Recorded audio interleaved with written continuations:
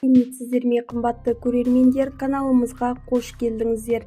Әлемдегі және Қазақстандағы жаңалықтарды алғашқылар қатарынан біле отырғыңыз келсе, арнадағы подписация және бір ғана лайк кемелерін баса отыруды ұмытпаңыздар.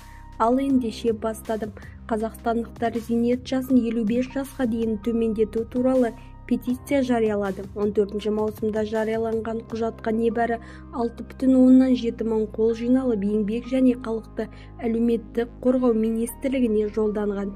Petition сайтында әйелдердің зейнетке шығу жасын 55 жасқа, ал ерлерді 58 жасқа дейін төмендетуді талап ететін петиция жариялады. Өтініште 50 жастан кейін адамның денсаулық жағдайы нашарлап, ауруға және мүгедектікке тап болатыны айтылған. Сондай-ақ петицияда бұл шешім жұмыссыздар мен мүгедектер қатарын азайтып, бос орындарға жастар келетіні айтылған.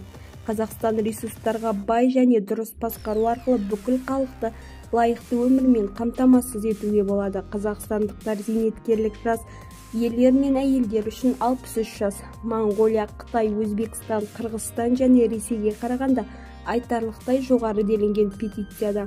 Ал еңбек министрлігі петицияны қорғау үшін 50 мың жыл жиналу керек. Бізді тамашалауда жалғастырыңыздар. Сау саламатта болыңыздар.